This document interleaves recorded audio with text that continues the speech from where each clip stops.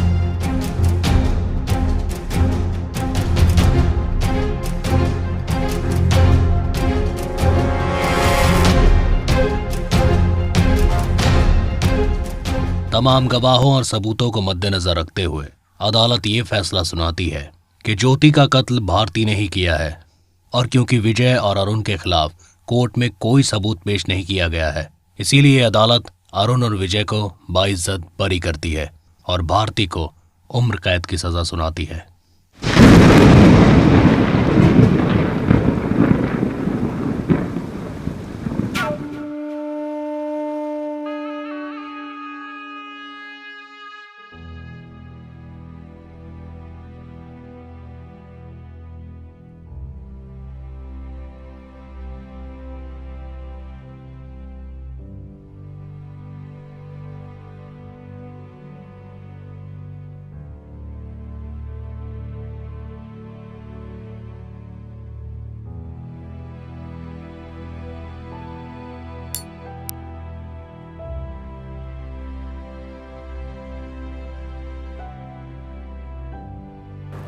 कैसे परेशान दिख रहा है भोसले? सर, आज जो कोर्ट में हुआ भारती के साथ, मुझे अच्छा नहीं लगा। देख भोसले, ज़्यादा टेंशन लेने की जरूरत नहीं है। कानून सबूत मांगता है और सबूत के हिसाब से कार्रवाई होती है। आखिर में तो यही हुआ ना कि हम विजय के खिलाफ कोई सबूत नहीं इकट्ठा कर पाए। पर सर, विजय ने उस दिन हमारे सामने सब कुछ कन्फेस कर लिया था और कोर्ट में वो बिल्कुल मुकर गया। भोसले, जब मुलजिम हमारी कस्टडी में होता है ना, प्रेशर में वो सब सच बोलता है। इसके उलट जब वो जज के सामने कोर्ट में होता है ना, तो वो वही बयान देता है जो उसे वकील ने समझाया होता है। उसने भी वही किया। पर सर, जो ज्योति के सर पे निशान मिले थे हमें और विजय का लेफ्ट हैंडेड होना, ये भी तो एक पॉइंट था हमारे पास। करेक्ट, वो पॉइंट था, लेकिन वो सबूत नहीं था। हाँ, सबूत था भारती के खिलाफ। स्टैचू पे उसके फिंगरप्रिंट होना, उसकी लोकेशन, और सबसे बड़ा सबूत उसका खुद का कन्फेस। फिर भी सर, 14 साल की इतनी लंबी कैद, कुल मिला के भारती के साथ जो भी हुआ सही नहीं हुआ। भोसले, भारती की टेंशन ना ले, उसको वैसे भी जेल होनी थी। हम बहुत कोशिश भी करते तो भी अटेम्प्ट टू मर्डर उस पर लगता, क्योंकि ये बात तुम और मैं जानते हैं कि उसने उसे मारने की कोशिश की, लेकिन वो मरी नहीं। उसे विजय ने मारा, और इस बात का हमारे पास कोई सबूत नहीं है और ना इसे हम साबित कर पाएंगे। तो उसकी टेंशन ना ले, काजू खा।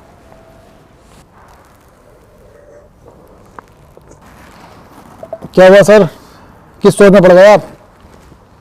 क्या क्या बोला भोसले? किस सोच में पड़ गए सर आप? भोसले, एक सवाल है जिसका जवाब मुझे अभी तक नहीं मिला। क्या सवाल है सर ऐसा? तुझे याद है भोसले, जब इन्वेस्टिगेशन के लिए हम विजय के घर गए थे? हाँ जी सर। इन्वेस्टिगेशन करते हुए उसके फ़ोन पे एक मैसेज आया था। हाँ सर, एक मैसेज आया तो था। और मैसेज पढ़ने के तुरंत बाद ही उसने कन्फेशन कर लिया था, जबकि हमने उसे कुछ ज़्यादा फोर्स नहीं किया था। तो क्या कहना चाहते हैं सर आप? भोसले, मैं ये कहना चाहता हूँ कि वो सिर्फ एक कड़ी है। कोई है जो उसे ऑपरेट कर रहा है, जो उसे बताता है कि उसे कब बयान पलटना है, कब कन्फेशन करना है, क्या करना है क्या नहीं करना है। समझे कुछ? और वो अरुण है सर, इस अरुण का पीछा नहीं छोड़ने वाला।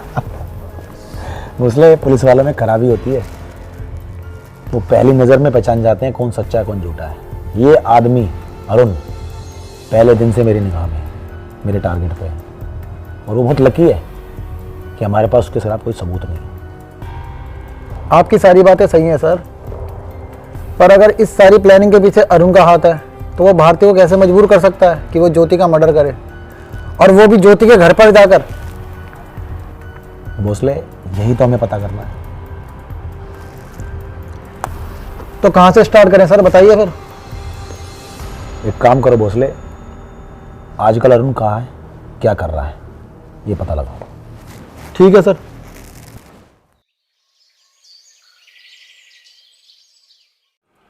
ये लो वकील साहब, आपकी पेमेंट।